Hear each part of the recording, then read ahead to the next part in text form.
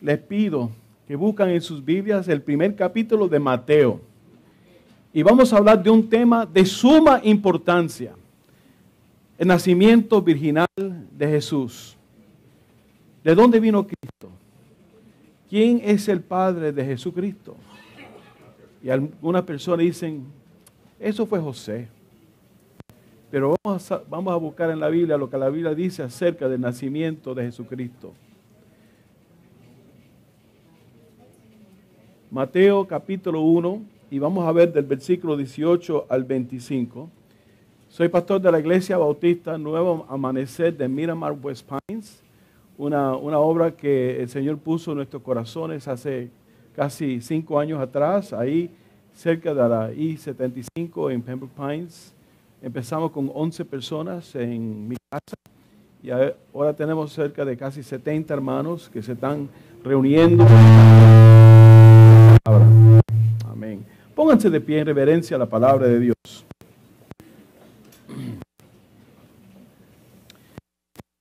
El nacimiento de Jesucristo fue así: estando desposada María, su madre, con José, antes de que se juntasen, se halló que había concebido del Espíritu Santo. José, su marido, como era justo y no quería infamarla, quiso dejarla secretamente, y pensando él en esto, y aquí un ángel del Señor le apareció en sueños y le dijo: José, hijo de David, no temas recibir a María tu mujer, porque lo que en ella es engendrado del Espíritu Santo es. Y dará a luz a un hijo y llamará su nombre Jesús, porque él salvará a su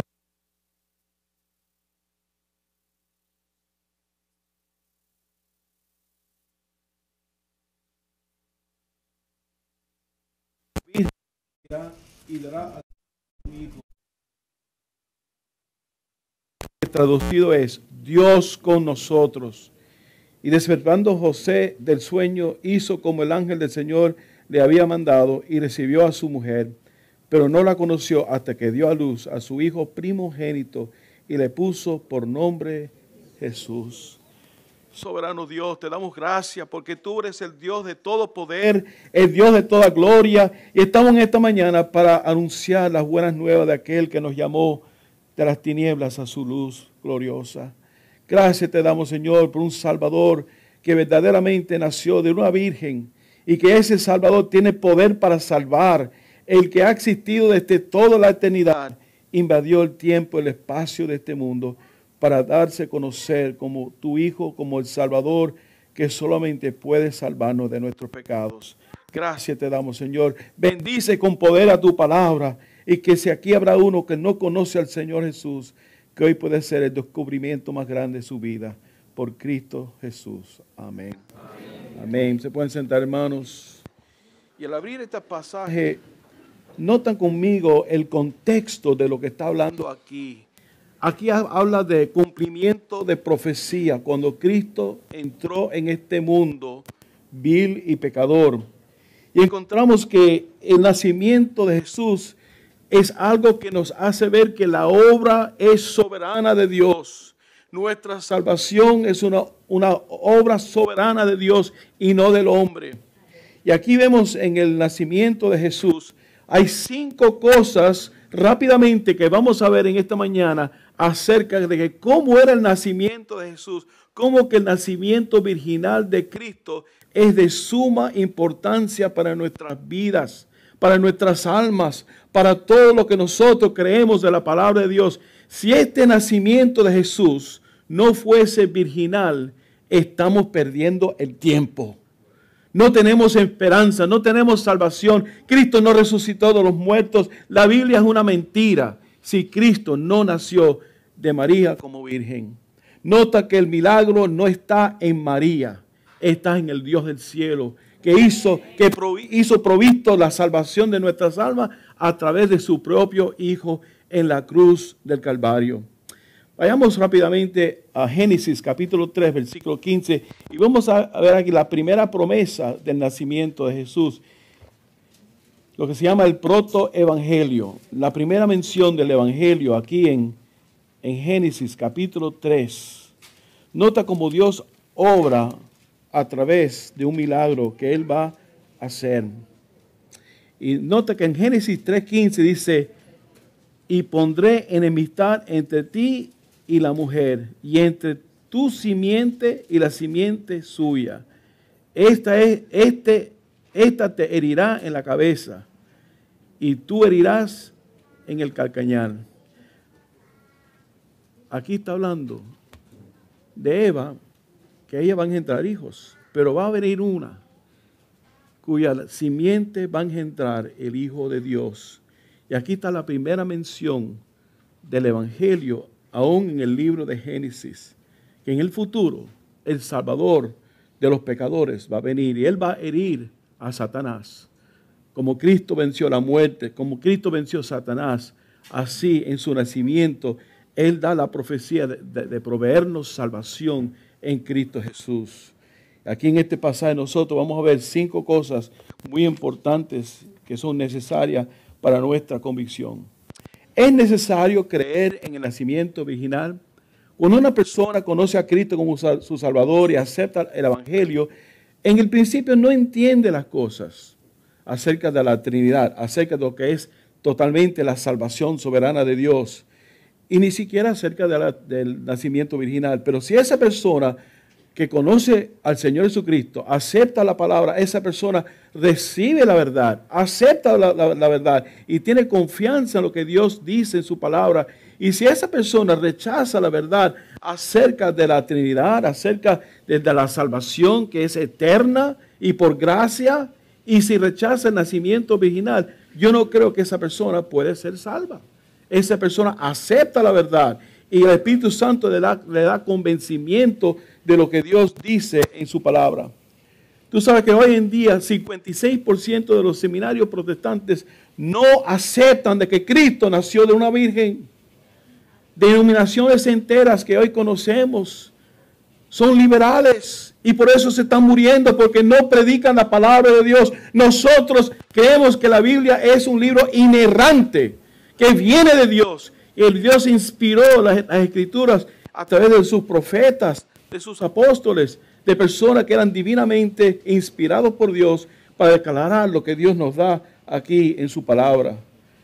La Navidad es un evento histórico, no es una fantasía, no es algo que inventaron los apóstoles para dar una buena historia y para hacernos sentir bien y para eso compartir regalos y pasar buenos tiempos y comiendo cosas bonitas y buenas. La Navidad habla de que nosotros somos pecadores y que necesitamos un Salvador y que ese único Salvador es Cristo Jesús. Y aquí en este pasaje van a encontrar rápidamente 5 cosas que nos hablan.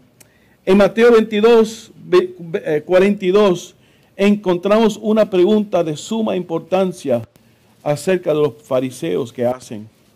En Mateo 22, 42 hay una pregunta que todos nosotros tenemos que contestar. Y si nosotros no contestamos esta pregunta correctamente, nos afecta nuestro destino eterno ante Dios. Y aquí en Mateo 22, dice aquí, versículo 42, diciendo, ¿qué pensáis del Cristo? ¿De quién es hijo? Le dijeron, de David. Sabían que el Mesías iba a ser hijo de David, descendiente de David. Pero la pregunta que yo os hago hoy, ¿quién es Cristo? ¿De quién es hijo? Y esta pregunta la tienen que contestar y la respuesta se encuentra en este pasaje que hoy encontramos en Mateo capítulo 1. Él vino al pueblo judío como Mesías y Él vino a su pueblo y lo rechazaron. Pero a todo el que cree en Él, que lo recibe como su Salvador, tiene potestad de ser hecho hijo de Dios. Si en esta mañana usted no ha nacido de nuevo, si usted no ha contestado esa pregunta, usted no puede tener vida eterna. Si usted no está confiando en aquel que dio su vida por nosotros, quien eternamente existió desde toda eternidad, como el Hijo de Dios eterno, como Dios el Hijo, usted no es salvo si no lo recibe de esa manera. Y aquí encontramos en este pasaje, primeramente en el versículo 18, aquí dice, primeramente dice, El nacimiento de Jesucristo fue así. De esta manera fue el nacimiento de Jesús. Estando desposada María, su madre, con José, antes que se juntasen, se halló. Cada palabra aquí en este versículo, como en todo versículo, es importante y indicativo de que cómo Cristo vino a nacer en este mundo. Sabemos que todos nosotros nacemos en este mundo de parte de una madre y un padre. Y que nuestros padres son pecadores y todos nosotros somos pecadores. Pero hay una diferencia con Jesucristo. Él nunca tuvo pecado, nunca se transmitió la condición, la maldición pecaminosa en Él. Nosotros tenemos el estado de pecado. Podemos pecar y pecamos. Nacemos pecadores. Fuimos engendrados pecadores. Pero hay una excepción grande con Jesús, que Él nunca conoció pecado. Aunque Él se hizo pecado en la cruz de Calvario y Él murió la muerte de un pecador, pero Él nunca pecó. Él fue perfecto, sin pecado, intachable, sin pecado ninguno. Y hoy día la gente rechaza la doctrina del nacimiento virginal de Jesús. Y es algo que demuestra la condición apóstata que hay en este mundo hoy día, de las iglesias que hoy existen y que se llaman iglesias. Vamos a ver Cristo concebido, el nacimiento virginal confrontado, esclarecido, conectado y consumado. En este pasaje vamos a ver cómo la Biblia comprueba claramente el nacimiento virginal de Jesús. Muchos hoy día tratan de dudar porque no tienen confianza en la palabra de Dios. Nosotros que creemos que la Biblia es la palabra de Dios, primeramente vamos a encontrar en este versículo que el nacimiento virginal es algo concebido de parte de Dios. Nota los versículos que el nacimiento de Jesucristo fue así, estando desposada María, su madre. Desposados. Había en el matrimonio judío, cuando se comience un matrimonio, había un año de probatoria que se llama Kedushin. Y legalmente estaban casados, pero no estaban juntados. Se le daba un año de proceso. Los padres hacían un contrato y imagínate, si fuera así, yo no creo que había tanto divorcio hoy día, porque el matrimonio no era una cosa fácil. Entonces la pareja, no tenían contacto ninguno físico, apenas ni se visitaban, pero durante el año se hacía un contrato y los padres hacían como una decisión de que ellos eran formalmente prometidos, que se iban a casar formalmente. En ese tiempo se le daba dinero al padre de la novia y era como un pago que se hacía, un pronto pago, y se hacía la promesa de que este matrimonio se tenía que efectuar. Era como una garantía, como un seguro, porque la fiesta del casamiento, que se llamaba Jupa, el que es el casamiento donde ellos se juntaron como matrimonio, ya casados y se unieron en el asunto físico, eso era una fiesta que se hacía por una semana. Y toda la comida, todo lo que se tomaba, toda la fiesta, invitaban todo el vecindario y familiares para compartir. Era un proceso de más de un año que se hacía. Y así era con José y María. Eran casados en un sentido legal, pero no eran casados en un sentido unido físicamente. Era un proceso. Y tenían que asegurar la pureza de la virginidad de la novia y la fidelidad del novio se tenía que comprobar. Si esto se violaba, habían que apedrearlos en la puerta de la ciudad y había que ejecutarlos. Era una cosa seria. Pero en cierto caso, si el novio, por acuerdo mutuo, quería desecharla secretamente, como vamos a ver, que fue el caso que José estaba considerando. Y dice, antes que se juntasen. Aquí estaba hablando de una unión física. Antes que ellos fueron juntados en sentido de jupa, el matrimonio, ellos estaban vírgenes. No hubo ningún contacto físico. Y Dios aquí asegura y promete que el nacimiento de Jesús es una cosa cumplida, que es algo virginal, sin ningún contacto humano. Es algo sobrenatural. Y vemos que esta mujer, María, era una mujer pura, una mujer santa, una mujer fiel, una mujer de fe, una mujer justa.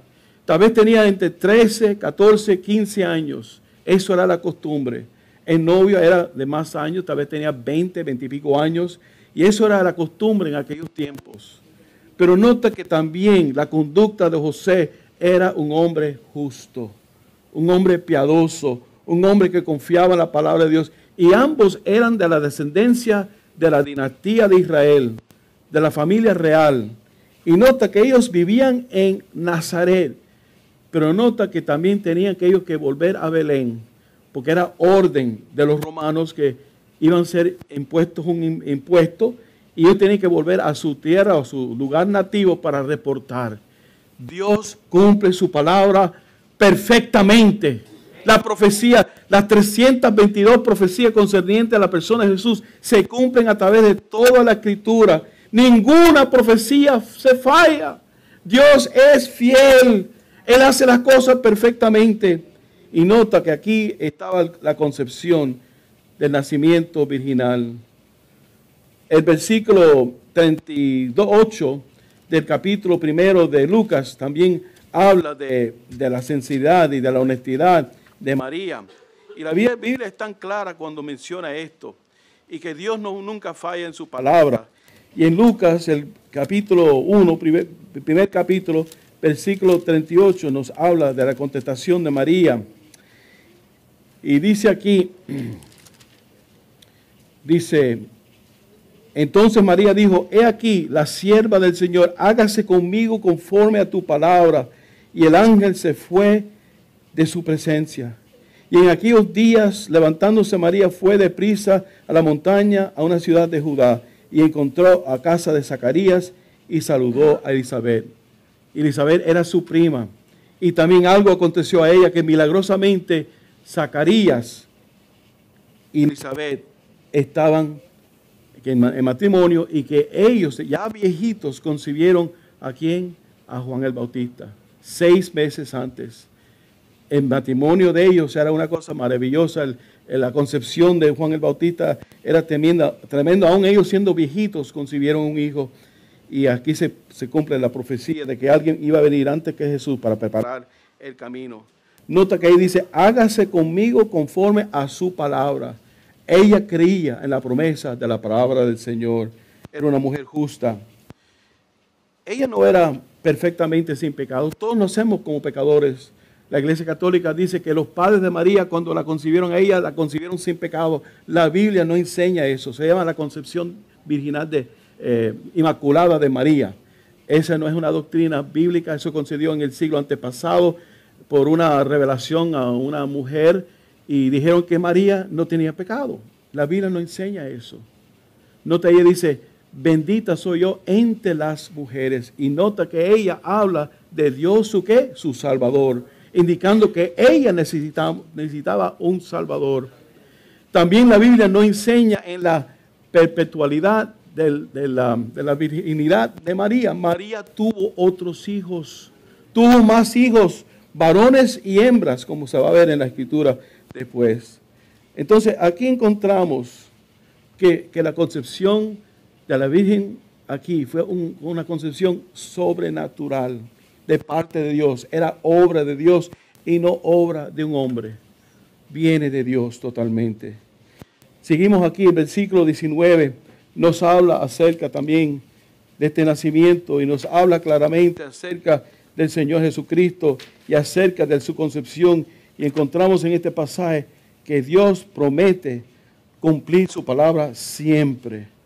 Él siempre cumple su palabra y nunca deja de cumplirla. Es algo que es perfectamente comprobada por toda la palabra de Dios. Y nosotros podemos estar confiados de que nosotros tenemos un Salvador perfecto y santo, que nunca entró pecado en Él, que la salvación que nosotros se nos ha sido otorgada es obra totalmente de Dios y no obra de hombre, y que nosotros podemos confiar en Él completamente y perfectamente. Segundo, va a ser algo confrontado. Nota que el nacimiento de Jesús es algo confrontado, y aquí en el versículo 19 nos dice, José su marido, como era justo y no quería infamarla, quiso dejarla secretamente. Ella viene a él y dice, oye, estoy con hijo, es obra del Espíritu Santo. Y siendo un hombre justo, dice, ¿cómo puede ser esto? Yo la quiero, yo la amo. ¿Cómo yo puedo permitir que esto suceda? Y aunque yo la quiero, la tengo que desechar. Yo no puedo aceptar que esta mujer se haya juntado con otro y sale en estado. ¿Qué testimonio? ¿Qué blasfemia? Pero él, siendo un hombre justo, que él podía haber reportarla a la ciudad o a las autoridades religiosas en su lugar y presentarla para apedrearla, porque era la ley en aquellos tiempos. En Deuteronomio declara eso. Y nota que él no lo quiso hacer. Él reconocía la condición que ella estaba. Él conocía que algo estaba pasando que no era como él esperaba de María. Y él confiaba. Él era un verdadero santo del Antiguo Testamento, un santo de Dios, y le estaba confiando. Pero nota que Dios se le aparece aquí y dice, y pensando él en esto, he aquí un ángel del Señor le apareció en sueños y le dijo, José, hijo de David, no temáis recibir a María, tu mujer, porque lo que en ella es engendrado del Espíritu Santo es. Ahora, era común en aquellos tiempos recibir un sueño del Señor. Dios hablaba de esa manera. Pero nota que este hombre tuvo un sueño. Y el ángel del Señor, como era costumbre, los ángeles a veces comunicaban el favor de Dios, la profecía de Dios, el entendimiento de Dios. Le presentó lo que realmente estaba sucediendo. Y él estuvo convencido de que lo que es engendrado de ella es obra del Espíritu Santo de Dios y no de algún hombre. Totalmente de Dios. Él estaba confiando en Dios, en lo que Dios dijo a través del ángel que realmente se le presentó. Nota, él sabía que era un ángel del Señor, que esto fue una revelación directa de Dios. Y él confió de que Dios estaba siendo real en su sueño en ese momento. Yo creo que José tuvo el mejor sueño de su vida, porque dice, no solamente yo tengo la mujer de mi corazón, una mujer que ama al Señor, pero Dios me está entregando su propio hijo. Qué bendición recibió este hombre de recibir el Hijo de Dios en su hogar y criarlo y guardarlo y protegerlo y saber que él era algo maravilloso, el consejero maravilloso, Dios fuerte, el Padre de la eternidad, y él conocía la profecía del Antiguo Testamento que Dios estaba haciendo algo espantoso en su vida. Qué honor, qué padre era José. Yo creo que Cristo fue dejado en las manos del mejor padre que él pudo tener terrenal. Que el hombre era un hombre justo, un hombre santo, un hombre que confiaba en el Señor. Un hombre que realmente era un hombre que era un testimonio. Y nota que él le puso por nombre Jesús. Dice aquí, y dará a luz un hijo y llamará su nombre Jesús, porque él salvará a su pueblo de sus pecados.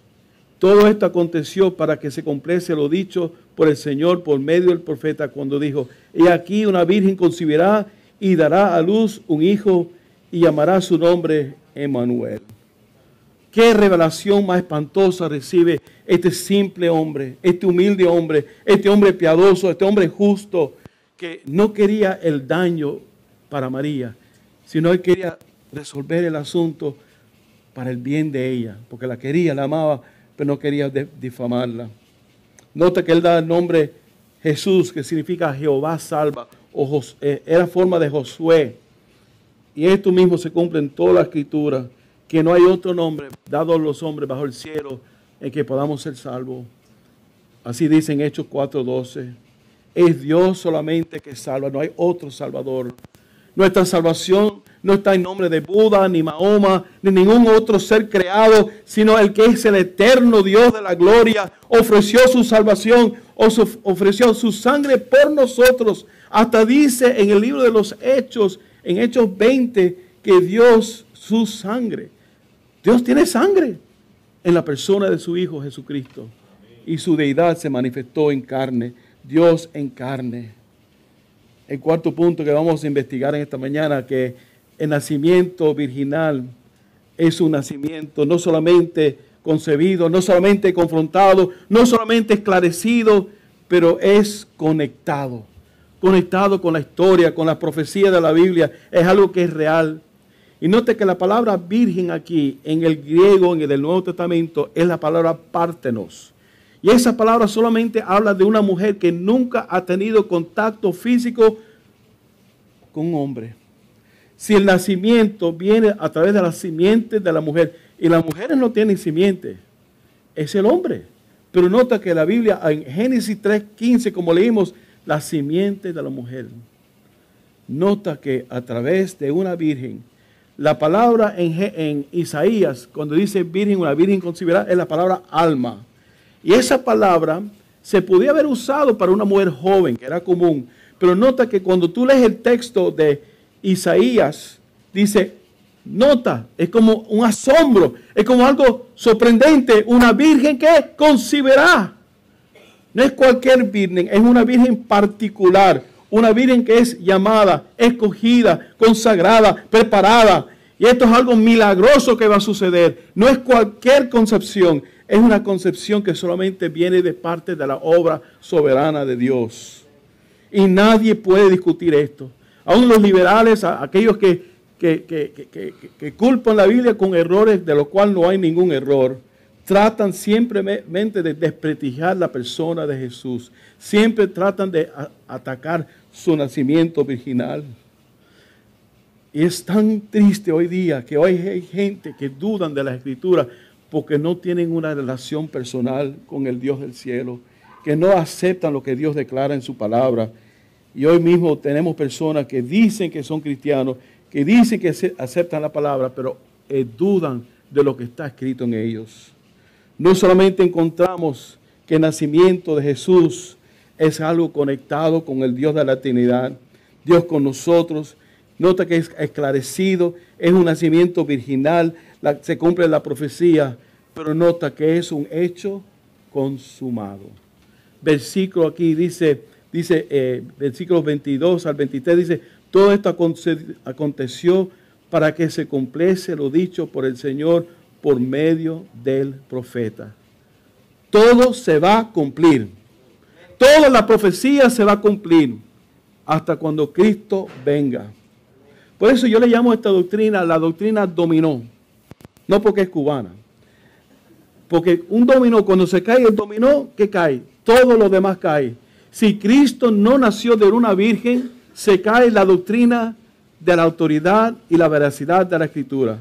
Hace que Dios sea mentiroso. Si Cristo no nació de una virgen, nuestra salvación está en juego. No hay salvación. Porque un pecador como Cristo no podía pagar por nuestros pecados si fuera pecador. Se cae la impecabilidad de Cristo. Cristo no pudiera ser pecador. La salvación nuestra tiene que ser sin pecado, por aquel que solamente puede ser sustituto en la cruz del Calvario, de vertir su sangre por nosotros y darnos salvación. Sin Cristo no hay salvación, sin Cristo no hay vida, como dice el himno. Estamos como un barco sin timón, estamos a la deriva, y esa es la condición del hombre sin Cristo. ¿Usted quiere un Cristo como el hombre lo quiere? Hoy día tenemos personas que dicen, no importa de quién Cristo es, no importa que Cristo es el único Salvador, no importa que Cristo es el eterno Hijo de Dios, Dios el Hijo. Oprah Winfrey, una comentarista de la televisión muy conocida, dice, el problema del cristianismo es Cristo, porque ustedes creen que Cristo es el único camino al cielo. Qué triste, hermanos. Estaba leyendo de Robert Schuller, que hace unos años falleció, y él escribió en un magazine que dijo, yo no voy a escribir que rechazo la doctrina de la virginidad de María o del nacimiento virginal de Jesús. Si es algo que yo no entiendo, yo no lo tomo en cuenta.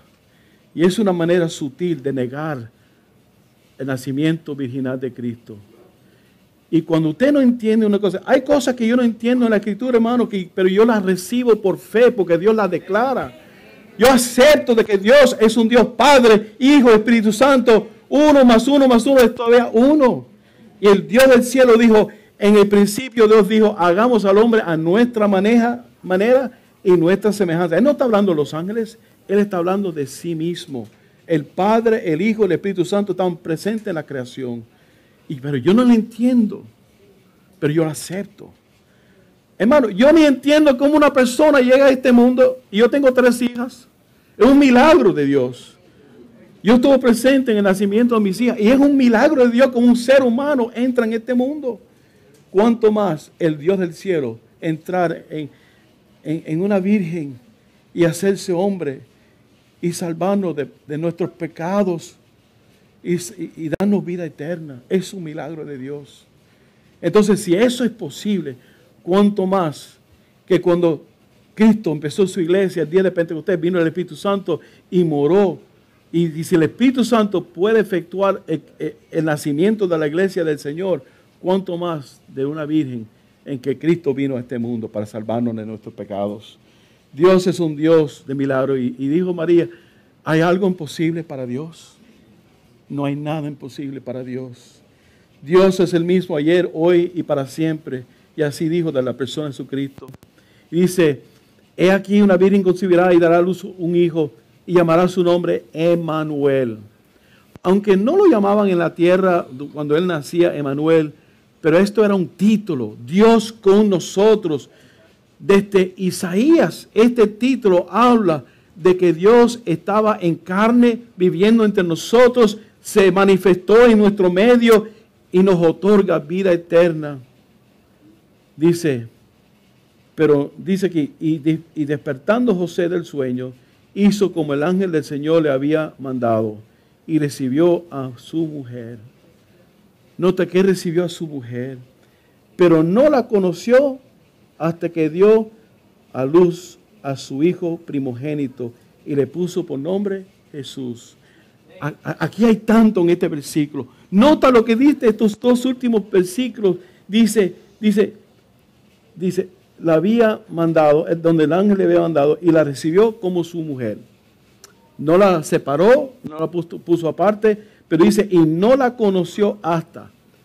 En el griego original, esta expresión, no la conoció hasta, dice, como no era costumbre de él andar con ella en el matrimonio, juntarse con ella físicamente, hasta que hubo dado a su hijo, ¿qué?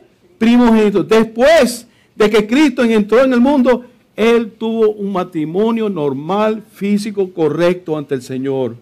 María no fue una virgen perpetuamente después que se juntó con José. María tuvo hijos.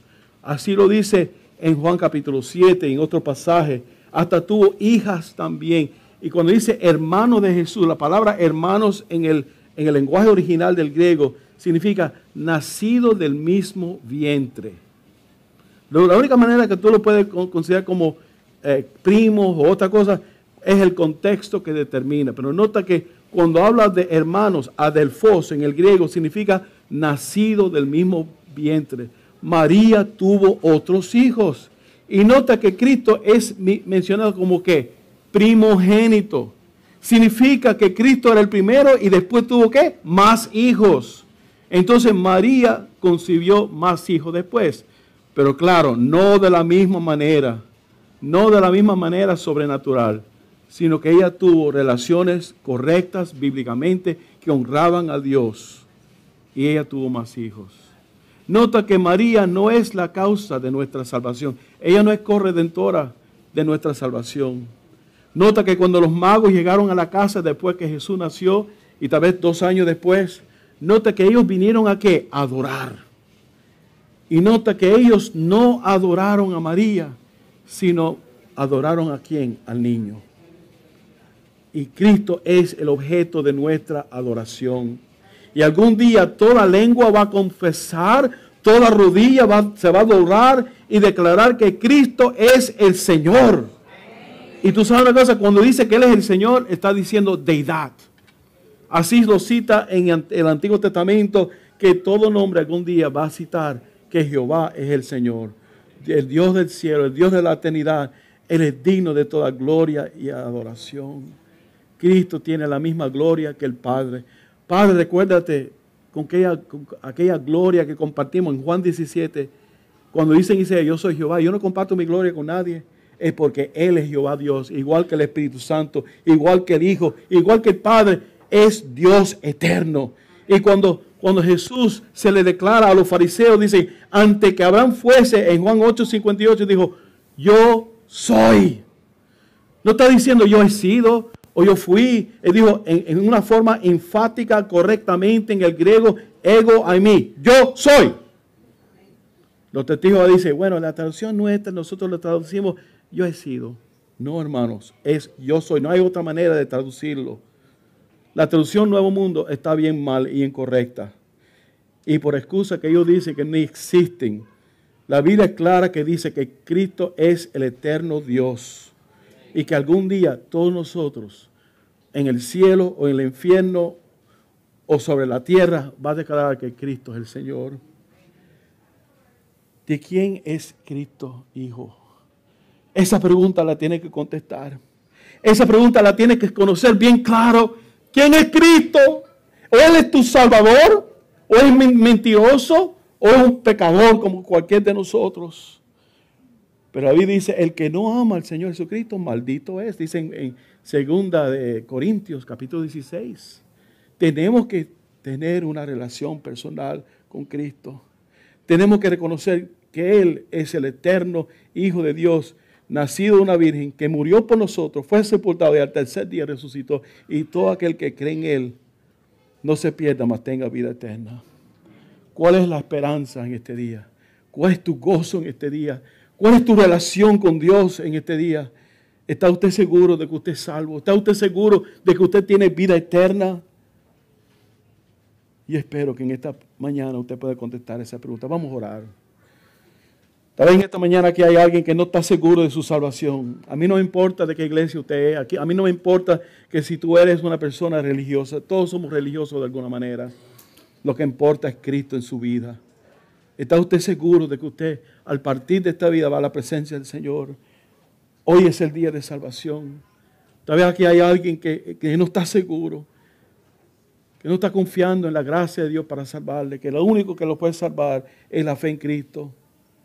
Hace poco estaba hablando de una reunión de oficiales de la cárcel y yo le dije, la pregunta más importante la hizo un correccional en una cárcel en Filipos.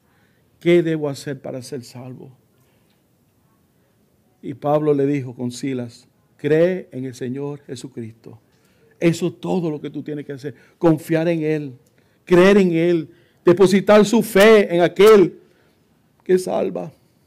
Ninguna iglesia te puede salvar, ninguna obra te puede salvar, ni el bautismo, ni unirse a la iglesia, que son cosas buenas, pero ninguna obra te puede salvar. Cree en el Señor Jesucristo. ¿Habrá alguien esta mañana que quisiera confiar en Cristo como su Salvador? Levanta su mano, queremos orar por ti. Habrá alguien esta mañana que quiere decir, yo creo en el Cristo de la Biblia, el Cristo que murió por mi pecado, el Cristo que nació de una virgen. ¿Habrá alguien esta mañana? Solo Dios sabe tu corazón. Gracias, Padre, por tu palabra. Gracias por tu poder. Gracias que tú usaste a José y María, personas sencillas, humildes. Oh, Señor, que nosotros podemos emitir, tomar el ejemplo de María y de servirte. Y como José, de honrarte con nuestro deseo de servirte, Señor. Gracias te damos por tu palabra, que es clara, que es directa, que es simple, Señor. Gracias por el Salvador que vino en el seno, en el vientre de una mujer humilde y que nos trae salvación. Bendice este día, Señor. Bendice a cada persona aquí presente. Por Cristo Jesús. Amén. Amén. Que Dios me lo bendiga, hermano.